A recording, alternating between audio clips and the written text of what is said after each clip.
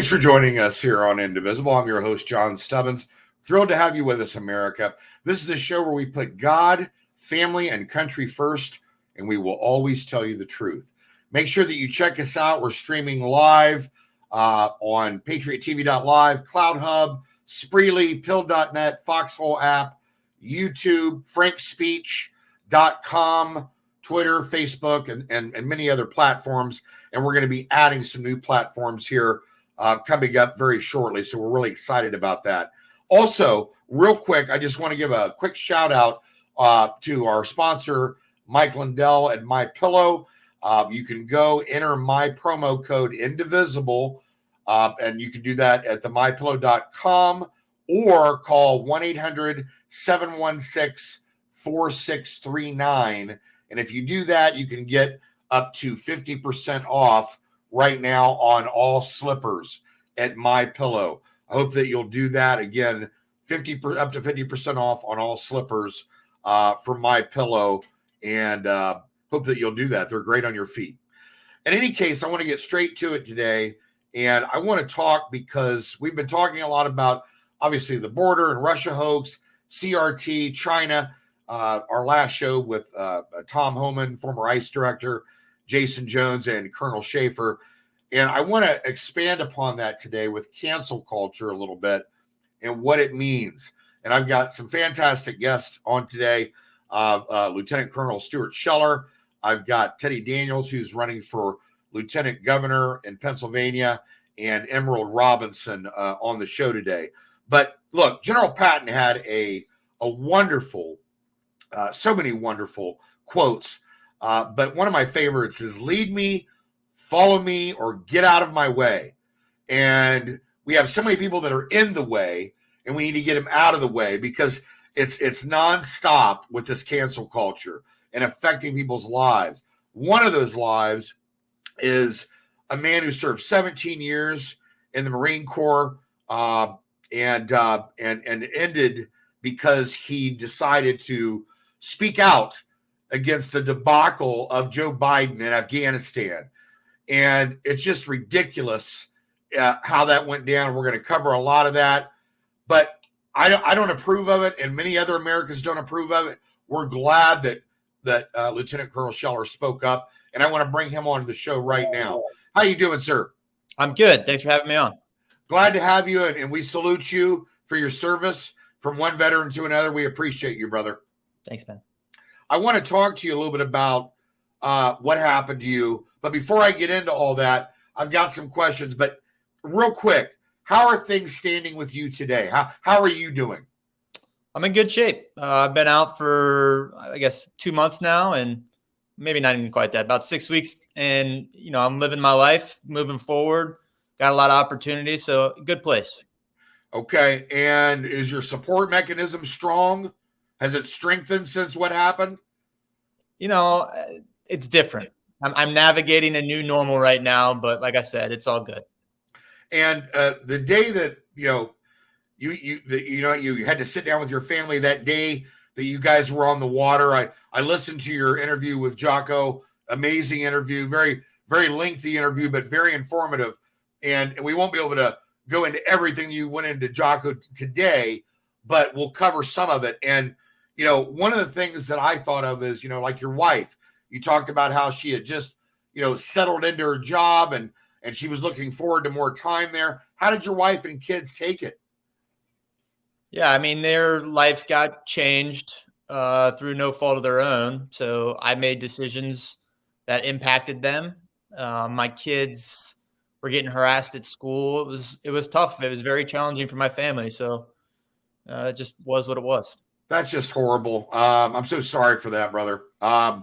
Look, you had said in a recent interview that there were fundamental breakdowns that had occurred and that you wanted to focus on fixing those issues. I wanted to get some of the details from you of those fundamental breakdowns, where and how you might plan to fix them if you could. For instance, I also want to talk to you about General McKenzie, but let's start with the breakdowns. Where would you address some of the breakdowns? I would start at the 4-star level through the National Security Council, Secretary of Defense. I mean, that's where the problems exist. Leadership. Yeah. Yeah, and I got a lot of that from you, and we'll get into some more of that in a little bit. But it's definitely, we all know this. Like I was talking with Colonel Schaefer about Milley, and it's just ridiculous the way these people are acting. He had no right to do what he did in China. These guys, they're no General Pattons, are they, brother? Yeah, no. They're not the kind of leaders that we need, because General Patton, he goes on the battlefield, he's going on to win, and our guys aren't going on to win anymore. And I know that you brought up some of that in your interview with Jocko. We'll get into that. What about General McKenzie and the lack of accountability there? Yeah, General McKenzie to me is the number one example of someone that should be held accountable. He's still in his position, so he doesn't change out until I think April. So we still have 2 months where if the voice got loud enough, we could demand resignation, or at least at a very minimum, him acknowledging that he made mistakes, which we haven't gotten. So, yeah, he was the guy that decided to pull Bagram off the plate, which I think was a bad operational error. Bad move. It was. He was unable to convince the president. We went from a withdrawal to an evacuation. So we went from 2,500 troops down to 650, back up to 5,000. It was very poorly planned and executed. And it all starts with the senior leaders advising the plan. Yeah. It's just, again, I get back to this, and maybe I'm just getting old. But when Woody Hayes was a football coach at Ohio State, and I know you're from Ohio, we'll get into that in a minute. I'm also from Ohio. When Woody Hayes was football coach here, he used everything he did on offense was Patton related. Patton 33, Patton 34. Everything was a military exercise to outflank and punish and pummel your opponent. And, it was leaders like that and Patton, that had the ability to lead men. Okay. And we've gotten so, I want to call it pansied, because, whether it's, men, boys, boys can't be men, we're not allowed to be who we are anymore because of this nonsense in our culture. And it's bled into our military, whether it's CRT or the gender nonsense or the LGBTQ. It affects what we do. And on the battlefield, we don't have the ability. We can't afford. There's no room for mistakes. Yeah, so on one other podcast, I gave the example of this. I mean, this is a tough situation, so I'll just give some context. I think that over at least my career, the last 17 years, there's been a huge movement for equality, and rightfully so. I do believe that females are critical in combat arms. I believe in equality. I honestly don't care about anyone's sexuality, race, gender, if they can meet the standard. But here's the example. Like, WNBA is equal opportunity. It's not equality, right? So if it was equality, there would be one team, the best players try out for the team. And it's tough because a basketball example doesn't really transcend a war, but just bear with me. So if in a basketball game, you said, all right, one team can pick the best players, one has to be equal opportunity, and the losing team gets killed, which team are you going to allow your child to try out for? And so we just have to take a hard look, because I think we forget that the cost of losing a war is lives. And we want to have inclusion. We want to be representative of the population. But we just need to be very careful of the standards and what the outcome of war is, which should be death. Yeah, no doubt about it. You don't get a second chance on that one, do you, baby? And so what about the lack of accountability, with our politicians? It's tough because politicians and the president, you hold them accountable by voting. And, everyone talks about term limits. I don't know if we'll ever get that, but that would probably be a step in the right direction, because what happens is over time, people try and use self-preservation to protect themselves and don't really necessarily do the hard things that we need them to do. So yeah. What about what do you think about your thoughts on a strategic plan going forward, i.e. politics and other things? So right now, like I said, I've only been out for less than 2 months. I don't plan on jumping into politics in 22, but I do have a coalition of candidates that I'm supporting. And I do think we need some more leaders. So I'm backing a lot of veterans, but I do anticipate probably jumping into a race in 24. Where and under what capacity, I haven't decided yet. Do you happen to know Madison Cawthorn or Bo Hines? I know who both of them are. I actually, Bo Hines might be running against another guy. I'm endorsing Tony Cowden. Gotcha. So Bo Hines is a young guy. I just don't know him very well, so I'm not speaking ill of him. But Tony Cowden, to me, represents everything that I think should be in office. Gotcha. Okay. Let's talk a little bit about your background now. Again, you're from Ohio. Are you from Cincinnati? I am. Yeah, I went to the University of Cincinnati. Okay, so are you a loyal Bearcat or a Buckeye? I mean, I root for all Ohio teams, to be honest with you. So Ohio doesn't have a lot of winning teams. So anytime Ohio State for them, but yeah. What do you think about Joe Burrow's run? That's pretty impressive. Honestly, I haven't watched a lot of NFL in the last 5 years. The first game I watched was them playing the Chiefs. So, I mean, I have just kind of stopped ever since everyone was taking a knee. But yeah, me too, brother. Me too. But the Bengals are such a Cinderella story. It caught my attention. I really want to support Joe. He's a great kid. I've watched him when he was at Athens playing high school ball. Great family. His dad's a coach and great guy. He's the kind of kid that we need to be supporting because so many of these athletes, it's all about me, gimme. And they have no respect for our flag. They have no respect for our country. I know that you played sports too. I know you're a skier. You played soccer. What else did you play? Played a lot of baseball. I Me played too. baseball until I was like 13, 14. Soccer became too full-time, so I gave up baseball. I ran a season across country. I did track for a season.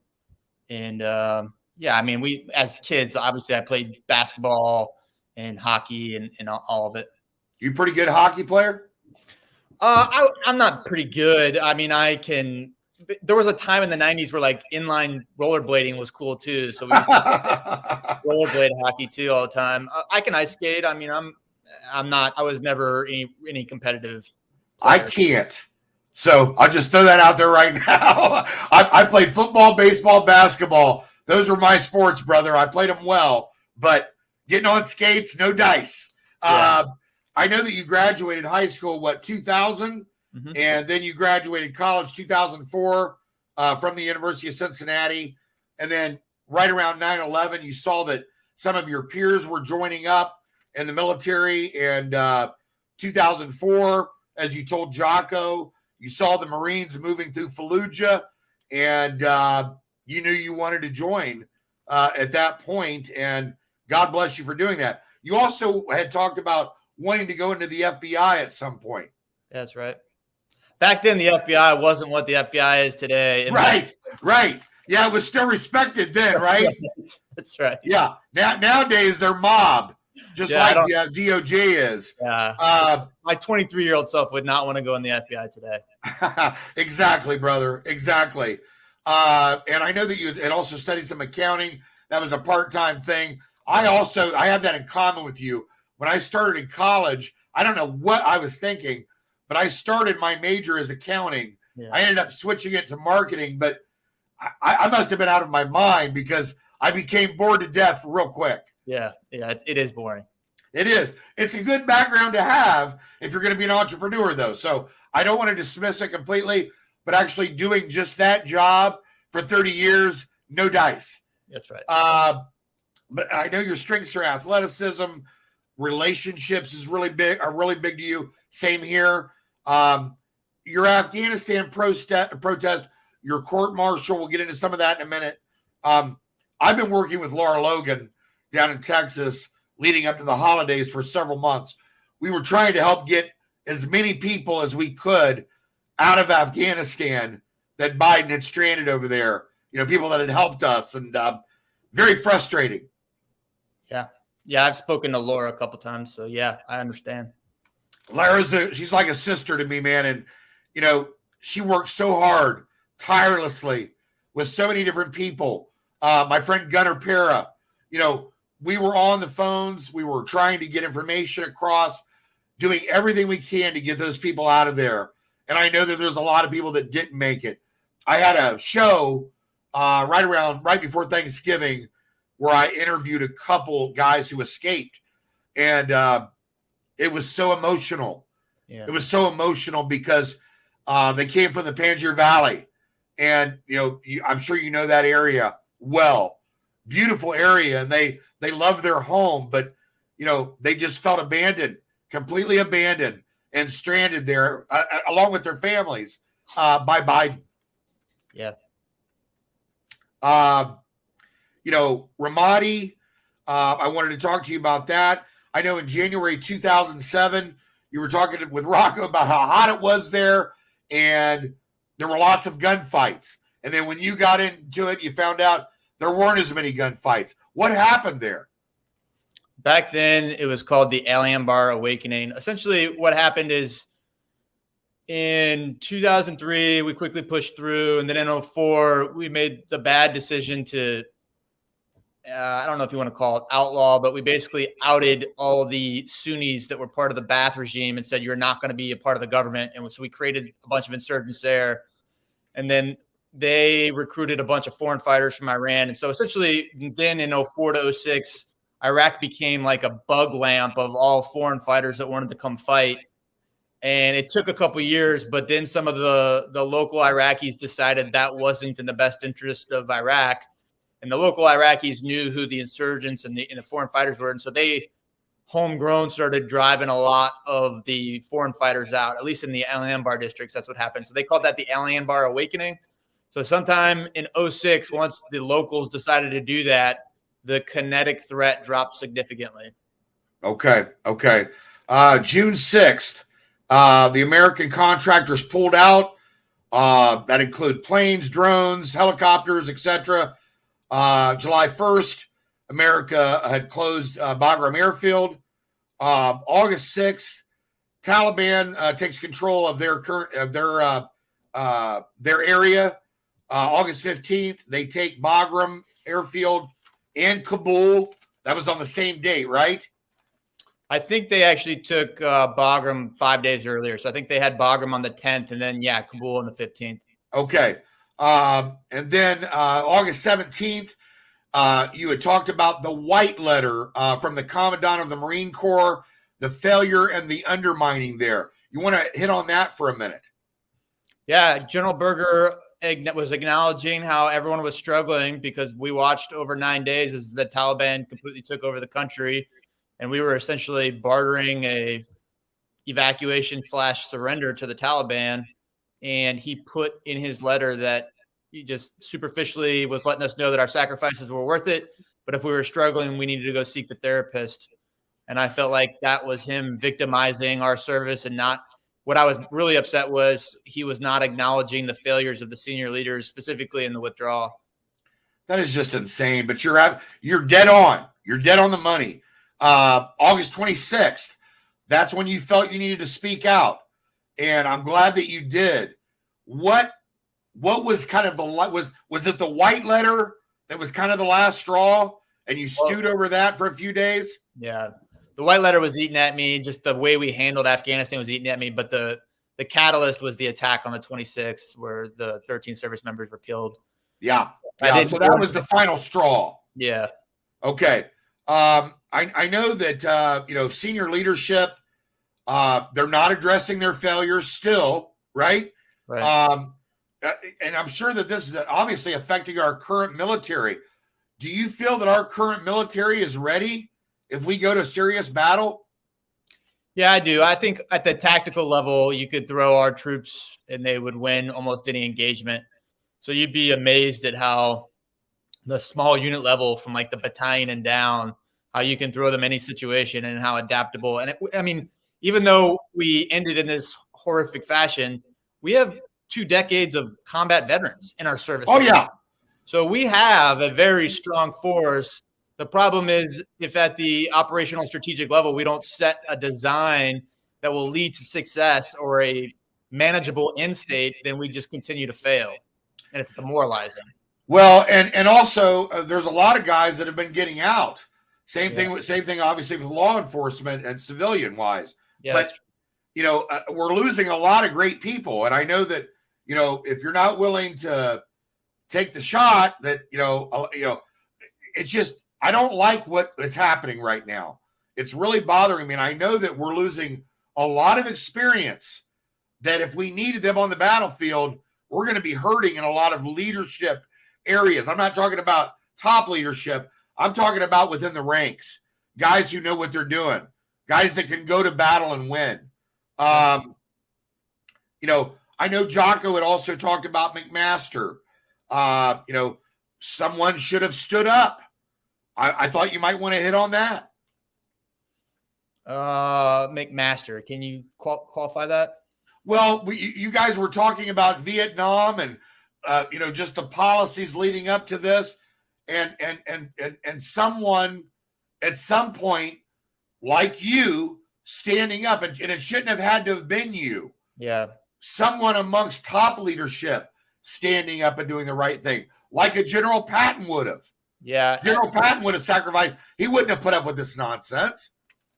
I think sometime after World War II, we just started not holding generals accountable.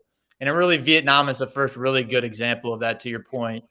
And Vietnam is just littered with operational and strategic failures that we never addressed. And so there's an example of a campaign where we should have gone back and held people accountable. And that's what I was really worried about, because I'm actually hearing literally the generals talking about how this is just like post-Vietnam, where they have to fix the force for the next fight. And I am reflecting on it thinking, no, what we need to do is something different than what we did post-Vietnam and address the failures at the operational and strategic levels. Exactly. That's exactly what I was talking about. Now, once you went in, I know that you went in, your commander sent you home. Then he said, I'll call you Monday. Then when he brought you back in, you thought everything was going to be fine. Then he sets you down and says that we're going to have to part ways. You were basically fired within 12 hours. It doesn't look like there was a whole lot of investigation there. There was none. None. So zero investigation, and they let a good man, a good patriot like you go simply because you stood up. That's great. Unacceptable. I agree. Unacceptable, brother. Look,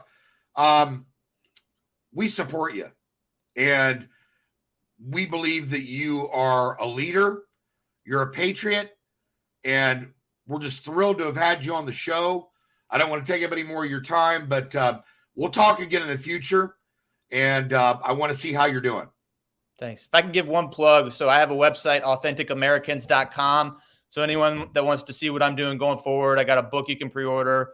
All my social media is tied to it, so AuthenticAmericans.com. But thanks for having me on, John. AuthenticAmericans.com, folks. AuthenticAmericans.com. Thanks so much, Colonel Scheller. God bless you, brother. Wow. Big news, America. Mike is bringing back the pillow offer for just $29.98. They're the softest pillows. They don't go flat. Wash them and dry them as many times as you like, and they still keep their shape. And they're made in America. Mike is offering his premium My Pillows at his lowest price ever. Queen size for $29.98, regularly $69.98. That's a $40 savings. And king size, only $5 more. Go to mypillow.com and enter the promo code INDIVISIBLE for my show, or call 1-800-716-4639 and give them the code INDIVISIBLE for my show, and you're going to get huge savings. We're back, and I want to bring on another amazing patriot and man of God. I want to introduce you now to Teddy Daniels. He's running for lieutenant governor of the great state of Pennsylvania, from Scranton, PA. How you doing, brother? John, I am great, buddy. And that was a great segment with Colonel Scheller. He's just an amazing guy, isn't he? Yeah, his story is so incredible and it's so heartwarming, and it pulls at your emotions because it's just so ridiculous and unnecessary what had to happen to him. And to me, it's unacceptable. Unacceptable. We need good men like him, good men like you, men who can win on the battlefield. And so I'm not going to forget that anytime soon. As I said, Teddy, you're running for lieutenant governor of the great state of Pennsylvania, and we're thrilled about that. I know you were originally running for Congress, and then you had switched over. And you've got, 16 competitors in this race, right? It's a crowded field. Come one, come all. And if anybody else out there has not announced to run yet, please step up and run. The more the merrier, brother. There's only 16. Only right? 16. Let's make it 20-30. Why not? By the way, folks, Teddy is amazing. He comes out on Facebook Live all the time, live to give you information and let you know what's going on, have conversations with you. I thoroughly invite you and suggest that you search out Teddy Daniels on Facebook so that you can converse with him and get involved with his Facebook Live segments. I want to talk about a lot of different things here real quick, but how do you tell the good guys from the bad guys? I know that was something that you had talked about with Tucker Carlson a little bit back, and I wanted to see if you wanted to hit on that for a minute. Well, in an insurgency, it's tough to tell the good guys from the bad guys, John. And let me tell you, it follows over into politics as well. You have so many, deep state political, it's almost like that they're Democrats, but they get propped up to run for office as Republicans. And it's really trying to do a deep dive to find the insurgency, to find the ones who are trying to come into the party and find out who's truly who, because it's tough anymore. It really is to know the good from the bad and the real from the fake. Yeah, it's like a masquerade out there, isn't it? It is. It's a shame. And you see their TV commercials, they got their brand new Carhartt jackets on and their work boots without a scuff on them, walking around factories and job sites. And it's like, come on, guys. Like you really think the American people are that stupid? And John, they try so hard to act like normal guys like me, but yet in reality, they despise normal guys like me because we're not the political elites. By the way, I've got a couple notes here. You were hit with an AK-47 round, or the 203 was, right? Grenade launcher. You were wounded in Afghanistan. Yes, sir. And the helmet video. And you had a talk with God. I did. I think it was April 25th, 2012. Is that right? That's correct, sir. That's my second birthday. You're behind that rock. I remember this conversation very well. You were hiding behind that rock. You're bleeding from your arm, from your leg. Shot your glasses off. Yep. And you're walking down that mountain, and you didn't want your son to know that you died on that mountain. Exactly. You didn't. You weren't going to allow that to happen. Not behind that rock. No, it wasn't going to happen, John. And it's amazing when, it's funny. My wife and I actually just talked about that incident again this morning. I had a guy send me a video where it was in like a combat footage montage, and parts of my helmet cam video were in there. And, I saw it, and I'll be honest with you, I was off a little bit this morning. And my wife said, "Hey, what's up? You're not yourself today." I said, the freaking video again. John, I did. I had my talk with God that day. I had a vision of two men in dress blues coming to the house to tell my son that his father had died behind a rock in Afghanistan. And my talk with God was, I think God was giving me something to get up and fight for. I told him, I said, "Lord, I get it.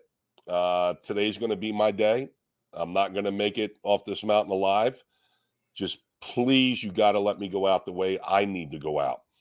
And that's when I stood up, reloaded, started working my way down that hill in the open. Had the entire village that was opening up on me. Round hit my helmet, round hit my sunglasses. Round had actually pierced a water bottle that I was carrying on my side in my canteen pouch. That's right. And, I just remember thinking, just let me catch one in the face, let me catch one in the neck, make it quick. If they put me down to where I can't move, I'm going to save one magazine, and I have my K-bar knife. And if they try to move in on me, John, I was going to take as many of them with me as I could. Man, I love you, man. I love you. You got guts. I love it. And from one veteran to another, just like I said to Colonel Scheller, we love each other, man. We're brothers, and we got to watch each other back. We're losing a lot of our best people and have lost. We are. We are. Real quick, I want to talk about censorship. Oh, boy. These tech giants and what they're doing. China perfected this, probably 15 years ago, and now it's here in the U.S. And they're executing it to perfection, trying to get rid of all of us. And I know that we're all victim of it. Well, John, you got to ask yourself: are you truly free? Can you truly say what you want to say in today's world, in this country? No. Does the First Amendment truly apply to Americans anymore? No. That's the sad part. John, I have a very large following on my social media, and I get banned and shut down at least once every 2 weeks just for saying the truth. Yeah. And I think a lot of folks are afraid to step up and say it because they don't want to get shut down. Of course. I come out and say it. I don't care. And it needs to be said. And honestly, in Pennsylvania, what needs to happen is there needs to be legislation done to where big tech companies can be held accountable through state law if they try to censure any resident of the state of Pennsylvania. Yeah, well, DeSantis is doing it that way down in Florida. Yep. He's coming after him, and God bless him. I'm thrilled that he is. And by the way, I always get tired of Joe Biden standing up at the podium and talking about how he's the son of Scranton. No, he's not. He's not the son of Scranton. I guarantee you, if I go out and interview people in Scranton, PA, that it's Teddy Daniels is the guy that's in the trenches with the people there. You're right about that. For the people. You're right about that, brother. They renamed the Central Scranton Expressway here to President Biden Expressway. And I refuse to even acknowledge it as President Biden Expressway. As a matter of fact, when they first renamed it, I made a joke and said, are they just renaming the slow lane? But they did. They renamed the whole highway. And, brother, I'm recovering from a full reconstructive shoulder surgery. So I got to go down that road twice a week for physical therapy. And my wife, the other day, she said, hey, I have nothing going on. Me and the little guy, we'll drive you down there. And the GPS came on, and it was President Biden Expressway. I said, honey, just make sure you make the right on Corn Pop Drive. It's sad. It really is. And this man has an 18% approval rating. He's terrible. I have yet to meet one of these 18%. Yeah. Well, I know I've met some of them, but I can tell you right now, his numbers are going to keep going down. I put it, it's hard to say because Barack Obama was a horrible president. Yep. And he set us back 50 years in a lot of ways, probably longer. Jimmy Carter was a horrible president, but Biden's right up there. The three of them they're all horrible.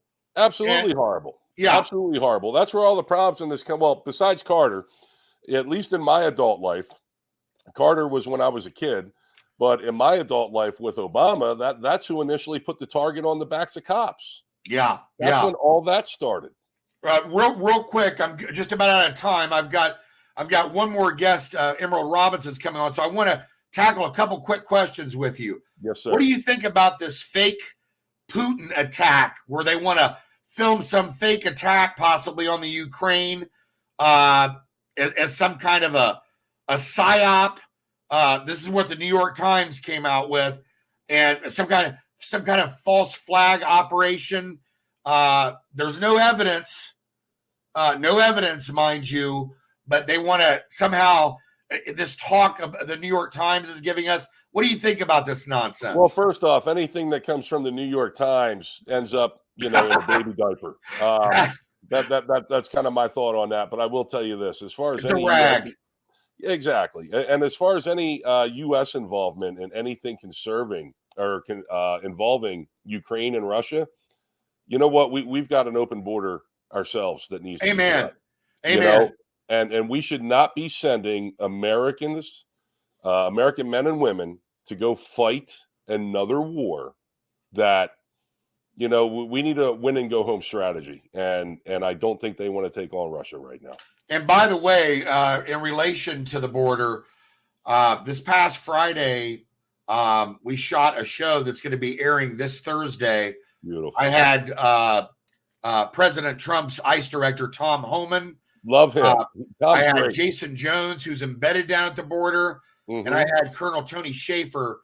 And I highly encourage you, Teddy, to share that show with your network. It's very important. Oh, we will. That we get that message out, because this is in real time what's happening down at that border, and it's not pretty. No, it's not. No, it's not. And you wonder why the mainstream media is not covering it. Finally, last question. I want to get your opinion on this GoFundMe thing with the Canadian truckers and, not only GoFundMe pulling the money and deciding that supposedly they're going to give it back now after the pressure was put on.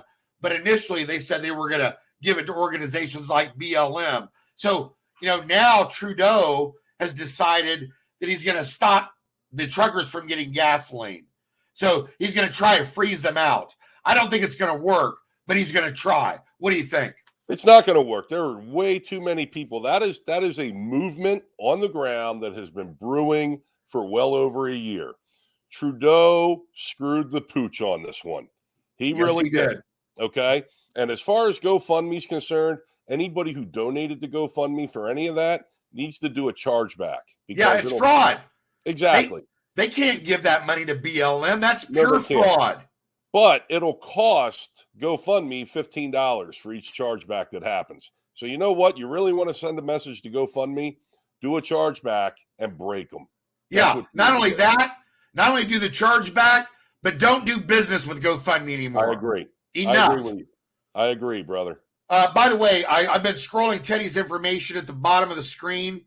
I hope that you got it here.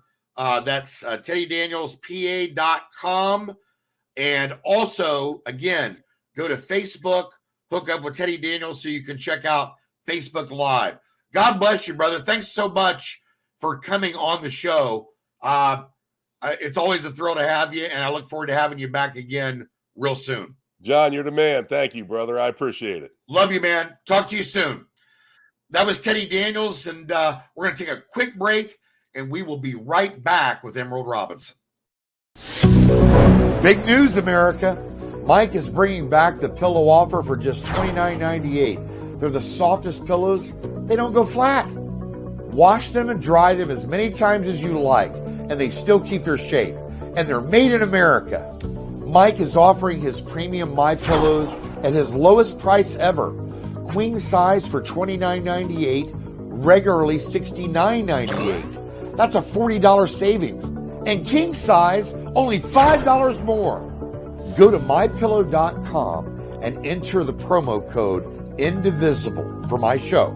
Or call 1-800-716-4639 and give them the code INDIVISIBLE for my show, and you're going to get huge savings. Thanks for staying with us. We're back, and I want to introduce my next guest.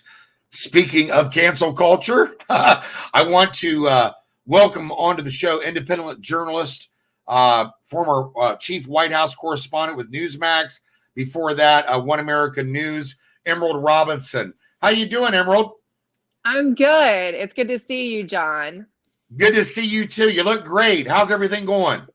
I know, despite what you read in the mainstream media, I'm actually doing quite well, and I don't think I've been canceled. But, if you read the mainstream media, you would know that. I think that's why it's really, there's a lot of them have seen us now that I'm back out there doing media, and we've announced my forthcoming show with Lindell TV on Frank's speech. I think a lot of people, my colleagues in the White House press corps, are a little surprised. They're like, thought we got rid of her. How's that going with Mike? Good. Oh, he's such a good person. And it's so He is. different for me coming out of the, at least corporate-ish. I mean, I will say One America didn't, they operated in a different way, and it was, it was good in regards to content, being able to tell real news. But it's very freeing, and it's I'm able to build my team, who are some really stellar people, John. People who are also, they're behind the camera, so you don't know their story, right? Sure. But they're getting canceled, particularly for these vaccine mandates. One is a former Fox producer, or she will soon be a former Fox producer, just an extreme talent. And despite what Fox is touting on television, they're saying if you don't get the vaccine, you're not going to be allowed to work here. Even her coworkers said that they don't feel comfortable being with her in the control room. And that's kind of the team that we're, assembling here. Really great people coming out of corporate media, because they're not going to give in to the control of the mandates, John. Well, I'm here to help in any way I can. So you need me, you let me know. I'll call you up on that. Yeah, and Mike's a good friend of mine. He sponsors this show, so we're really proud to have Mike Lindell and My Pillow as our sponsor. I want to get into, I've got a lot to cover with you. I want to start off, and I talked about cancel culture, whether it's a network or whether it's Twitter, why Twitter banned you. I know that's a subject that you wrote about, and I thought we might hit on that first. Well, look, Twitter says that I violated their COVID policies, saying that I spread misinformation. Now, if you'll go to my Substack, I lay out all my sourcing and the case for the tweet I said about potential ingredients in the Moderna vaccine, which is called luciferase.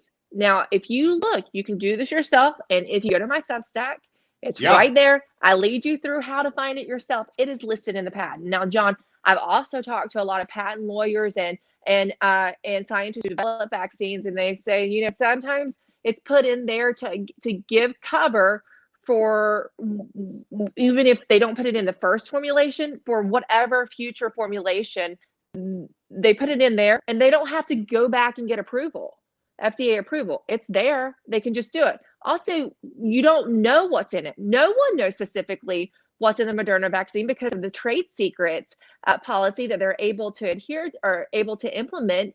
No one knows what's exactly in it. But anyway, Twitter, not caring, took me down. Well, first they said I violated their policies. They suspended me. When I got back on the Tuesday after I was suspended, about a week later, it was a 7-day suspension. I did say I'm back on Twitter at least, and I posted a link to my Substack article, and that's when they said I was banned for life. Oh, geez. Look, I haven't been banned yet, but they took 60,000 of my followers in 1 hour, and I watched it happen on my phone, and I was like, "What is going on here?" And look, I had never joined Twitter until I started this show. And I didn't start the show until after I left CPAC 2020. It was David Padrush, who's Mark Levin's executive producer, that asked me to start putting my show together. And, I didn't know how it was going to go, but I had never even been on Twitter. So when I started my Twitter page, it was specifically just for the show, and it still is. And so I don't have a personal page, but they literally took 60,000 of my followers in 1 hour. And they constantly play games like that, right? Where when it's conservative accounts, what they think are people, not even just conservative, but look at a lot of those independent journalists like Alex Berenson, who depart from the approved narrative that is in line with big pharma and corporate interest and Joe Biden's Build Back Better policy. Those people are also being shadow banned, losing their followers, ultimately being banned. So look, I knew that the day was coming any day. I wasn't surprised. The only thing that did surprise me is what they flagged as, breaking their policy. And I looked back at the number of times that I tweeted specifically about this ingredient, and I tweeted about it several times, and I had never gotten pushback from Twitter or anyone else on that. Sure. Yeah, no, I get it. Look, they screw with me on Twitter, Facebook, YouTube. Yeah, I can't even post on Facebook either. What's that? I can't post on Facebook either, and how they say it. It's not that they're censoring me or banning me. They say that I need to prove my identity and show my ID. But when I go to do it, it's like, oh, it doesn't work for whatever reason. Yeah. So it's Exactly. That's totally right. And look, here's the thing. Since this stuff started happening with this, shadow banning and censorship, I started joining conservative platforms so that we can still get our message out there. And we're joining more every day and adding new ones. And I'm working with some of President Trump's people to really step it up a notch here. And also Mike Lindell, people like that. But, it just bothers me because, it's free speech, right? It's free speech that we're talking about ultimately here. And we shouldn't be in an echo chamber. We should be able to have open debate, because that's how the best ideas rise to the top. That's how we test our own philosophy or our own theory. We look at information. Think about the scientific method, John. The scientific method is built on debate. It's built on experimentation, finding what works, what is true. And we're not allowed that because we're moving further and further toward the ministry of truth. And I don't want to make it sound like, it's just liberals shutting down. Conservatives are guilty of allowing this to happen. As much as they'll get on TV and they'll cry and whine about cancel culture and how they're fighting it, and they'll get good sound bites in the halls of Congress about cancel culture or in hearing rooms, and they fundraise big time off of it. When it comes to the getting down to it, they get money from Google. So many of them, they get money from Facebook or China. Yeah, and all it is absolutely. Sound bites and controlled opposition. And they allow the cancel culture to happen.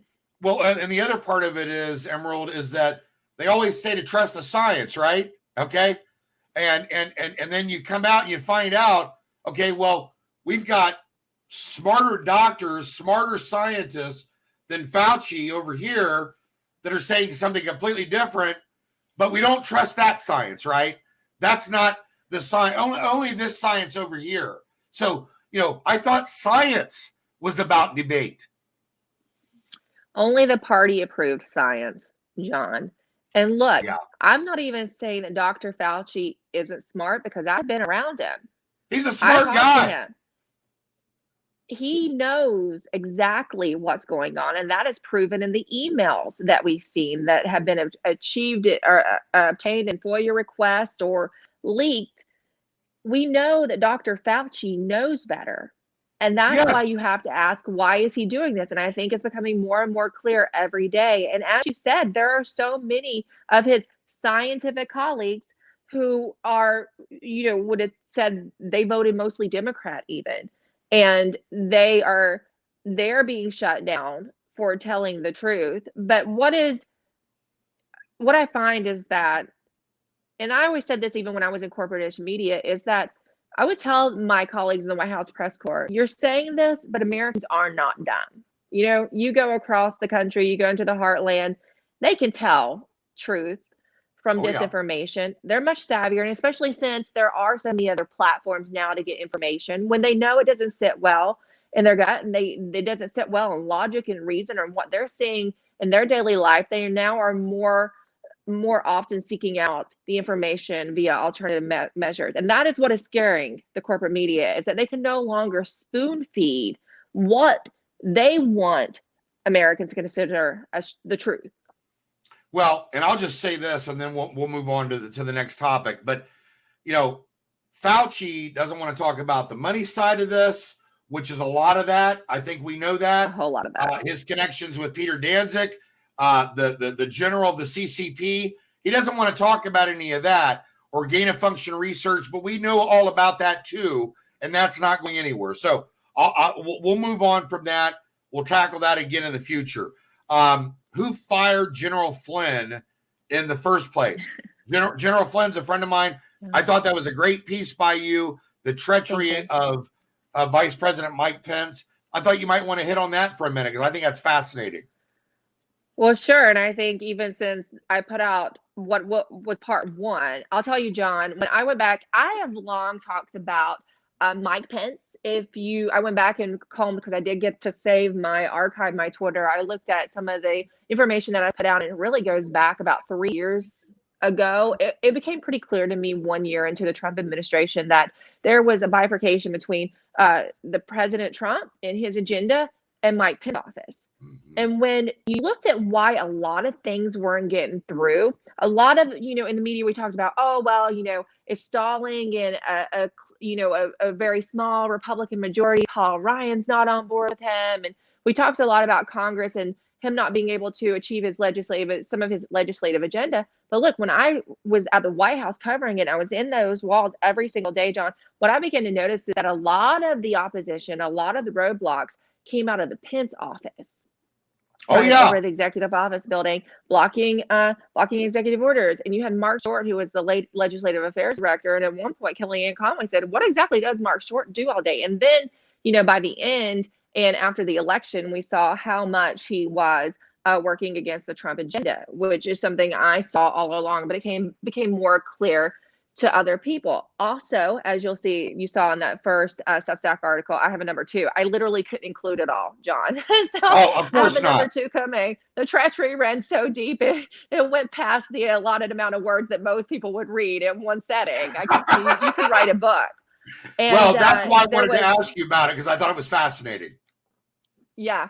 There was Jennifer Williams, who was, remember, she's a top Pence aide, but she came into the Pence office just right in time to be a part of the Ukraine impeachment process, to be a part on the phone call, and then testify in the impeachment hearing. She was a Pence aide. You had Josh Pitcock, who was one of his first chiefs of staff, whose wife was an analyst that worked directly with Peter Strzok. So when you asked who was how did this come about with General Flynn, you have to look at that. That's very key, and no one really talks about it. It was information that was not widely disseminated or didn't get a lot of coverage. And then with this whole Dr. Fauci debacle, you could almost thank Mike Pence directly, John, for Dr. Fauci, because he turned it over to Mark Short, who turned it over to national security and this obscure person named Olivia Troy, who now appears on MSNBC with a portrait of Dr. Fauci just over her shoulder every single time while she pushes pro-choice and other leftist agenda items. So that is who was running the COVID response for the Trump administration. Yeah, it's just ridiculous. I have to laugh, not because it's good, but it's just how ridiculous these people are. But I knew that was happening in the background, and God bless you for your reporting on that. I want to talk a little bit about another article that you had out, CNN's death spiral, because of journalism and your reporting on that. I just found it fascinating because, you also had the crisis of timid journalism, which kind of goes in hand with that. And, I know we don't want to necessarily talk about Fox, but Sean Hannity's been saying that for a long time, that journalism is dead. And look, timid journalism has definitely been taking place, if not just pure malice, I would say. I don't want to take credit for the crisis in timid journalism, because I want to give credit where credit was due. And that is a phrase coined by Ivory Hecker, who I sat with. And you know what? I thought that was really great. And I told her, that's just spot on. That's really brilliant, because that's what I saw. There really are activists. They're not timid, right? There's 30% of them in the White House press corps, John, I would say, were straight activists. The rest of them were either just not too bright, or they were cowards. They were too concerned about their own self-preservation and getting the corporate media job or the next bump up to really do active journalism. So I thought that was really great. Now at CNN, I will tell you, some of it might have been timid journalism, but a lot of it was self-serving and just activism, pure activism. So I'm not sure that term really applies to them. And when we found out what was going on behind the scenes, I did have to laugh a little, because I can't believe what really shocked me out of the whole scandal through all of this was that there were 2 women that would possibly find Jeff Zucker attractive enough to actually have, behind extramarital affairs and behind the scenes. And, That's a then good one, Emerald. I'd always thought, I always wondered how Brian Stelter kept a job, because I'll tell you, his colleagues do not think much of him. They say he is as whiny and another word, behind the scenes as he is on TV. None of them would be sad to see him go. But then I got to think, well, maybe it's because he's the only one there that's really could, make Jeff Zucker look a little good. They're kind of on par with who's the lead. Yeah. But, I don't know. It's just CNN had really turned into pure activism that got worse since 2016. And it was just kind of appalling to see the way that they conducted journalism. And I'll say that, they have some good crew people. You have some cameramen and, the sound guys that have been there for 40 years. And I think even for a lot of them, it's a little bit embarrassing. Jim Acosta was just a little bit embarrassing for some of them, because they believed in, even though they're behind the scenes, making sure that the reporter can get the news out, a lot of them really had a strong sense of integrity and found it appalling. Yeah, and let me just say something about Acosta. And I've mentioned this before on this show. I'm going to say it again to you because you were in the White House briefing room. And look, if I would have been in that room when Jim Acosta disrespected President Trump, I would have stood up and looked right at Acosta, and I would have asked him, how dare you disrespect our president? How dare you? Because he had no right to do that, and he did it over and over and over again. And it was a blatant, full of malice attack on President Trump. They don't do that to Biden. They didn't do that to Obama. It was also an attention-getting tactic, right? He wrote a book, and he thought he was getting a show, and the book didn't sell so well as he thought it would because he was being fed again in the echo chamber.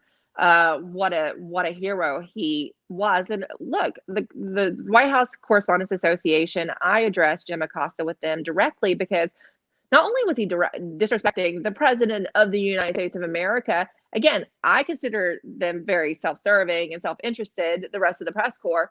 He was also disrespecting his fellow journalists. I can't tell you how many times I tried to do the proper way, raise my hand. I would get called on. I would be asking my question, and Jim Acosta would start yelling and butting in. And Jim and I got along fine. And even in the beginning, it was very helpful to make sure I knew where I was going, because it's a new beat. It's a kind of intimidating beat when you come on there. There's really no one there to show you around. And Jim did try to do some of that, but that was off camera.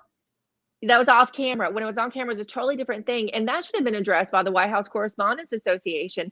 And it never was. Let me tell you, you let somebody do that to one of them right now while they're trying to hammer President Biden, and they would be out of there so fast, it would make their head spin.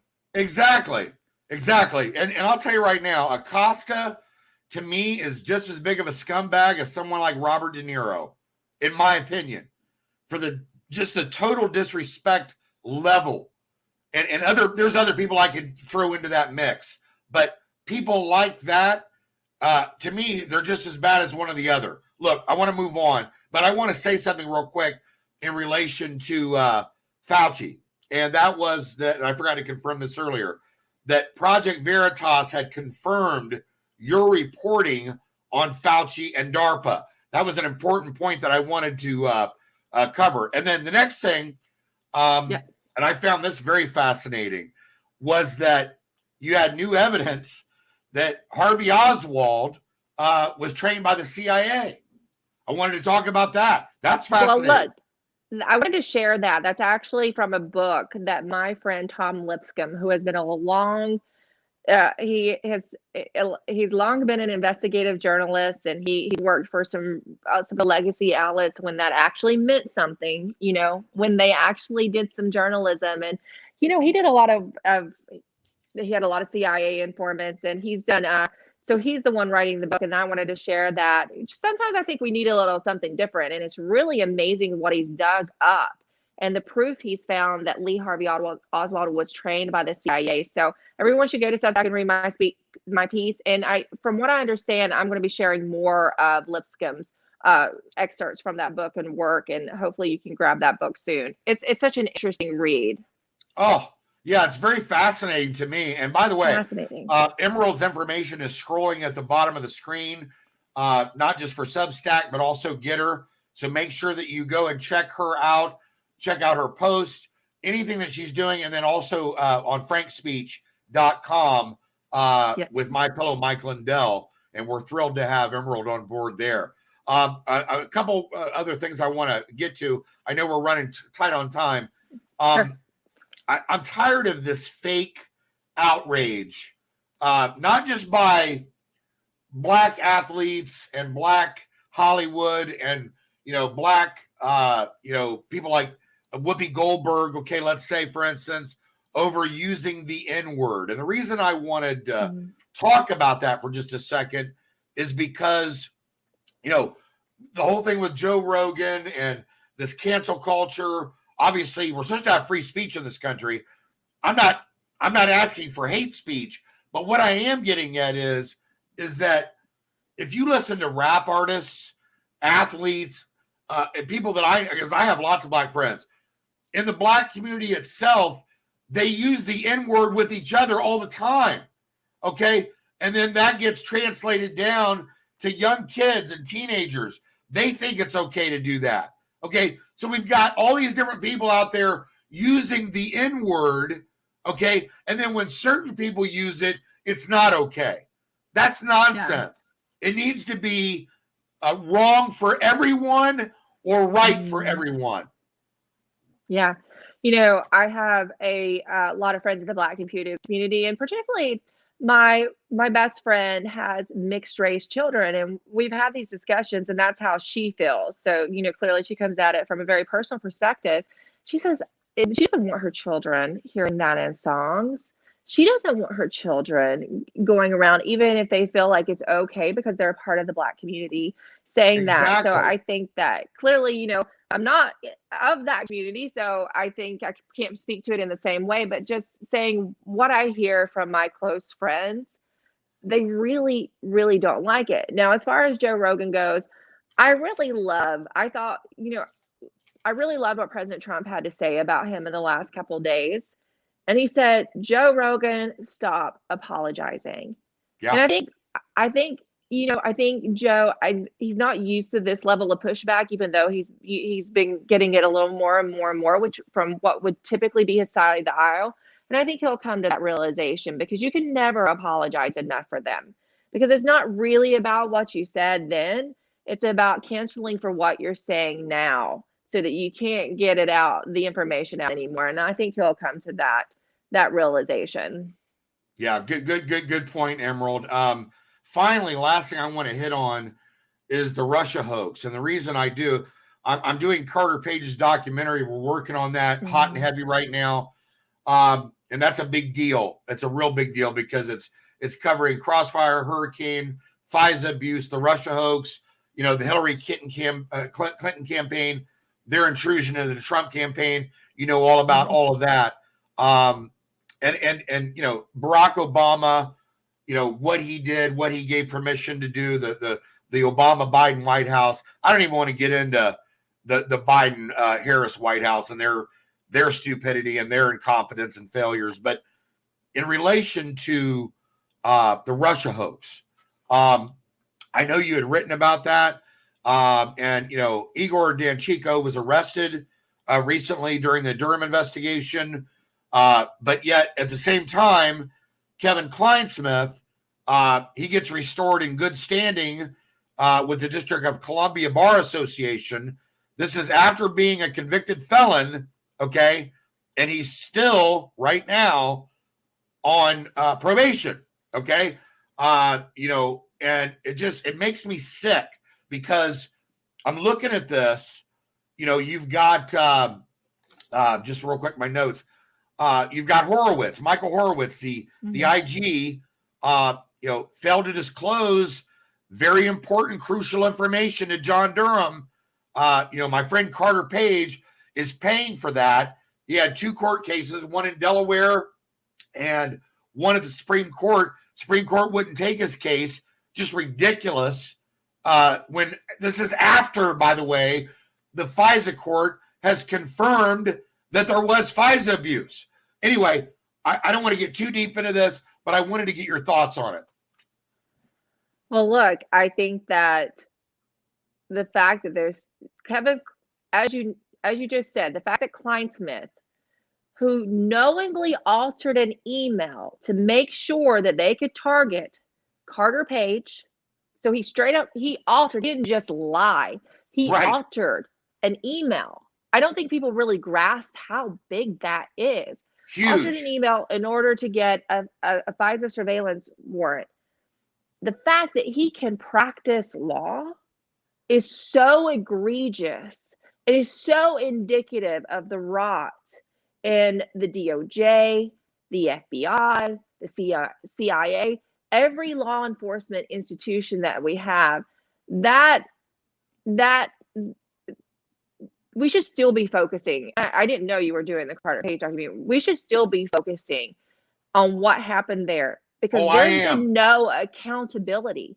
And, maybe John Durham is still, hard at it. I think that I live by the philosophy that justice delayed is justice denied. And there are too many people. We know the big names, but there were also, and I'm sure you probably know a lot of people as well, smaller name people who just happen to be aides for the Trump campaign that lost houses and money because they had to spend so much on lawyers just to answer subpoenas from Congress. So it's not that they maybe had criminal indictments against them or ended up jail time or anything like that or becoming a felon, but they lost so much because that's what this system can do. It can bankrupt people on the opposite ideology. Because let's be honest, what we found out is that most of our DOJ, FBI, and CIA adhere to one ideology. They're pretty largely on one side of the aisle. So, just the fact, I think the Kleinsmith still practicing is just embodies the whole situation. Yeah, our FBI, our DOJ, our courts, at least 75% of Congress, they're mob now. They're mob. That's what they are. And it's time to clean house. And I think this November, during this next election, we need to take back control and we need to start holding people accountable. We cannot survive. It's not sustainable in this country to have a 2-tier justice system. It's not going to work. This country will blow up. It's just not going to happen. You can't. That's not rule of law. And we see how that works in other countries that go farther down that road. Yes. Emerald, I want to thank you for your time today. I know we ran a few minutes over, but it was important. We had a lot to cover. There were other things I wanted to cover, but we'll do that next time when we have you back. Yeah, we'll have you back. And again, by the way, Emerald's information on Getter, scrolling at the bottom, and also on Substack and frankspeech.com. New to MyPillow and Mike Lindell, and we're thrilled that Emerald's part of the team. God bless you, my friend. Me too. God bless you, John. We'll see you soon, my friend. Take care. God bless. That was Emerald Robinson. We're going to take a quick break, and we'll be right back. By now, you've all heard me talk about Mike and his great products. Well, guess what? Mike's now introduced his MyPillow My Slippers, which are fantastic. Great on my feet, soft as can be. I love them. Mike's taken over 2 years to develop these slippers. He's designed them to wear indoor or outdoor all day, all night long. Made with MyPillow foam and impact gel to help prevent fatigue. Made with quality leather suede. For a limited time, Mike is offering 40% off his new My Slippers. The My Slippers are so comfortable, you're going to want to get them for the whole family. Go to mypillow.com and click on the radio listener square and use promo code INDIVISIBLE. You'll also get deep discounts on all MyPillow products, including the Giza Dream bed sheets, the MyPillow mattress topper, and MyPillow towel sets. Or call 1-800-716-4639 and enter Indivisible as your promo code. Thanks for staying with us, America. Look, we've got CPAC coming up in less than 2 weeks. Lots going to be happening during that time, obviously. We will see you next week for another great show leading up to where we head into CPAC and Florida. And God bless you. God bless your families, and God bless America. Yeah.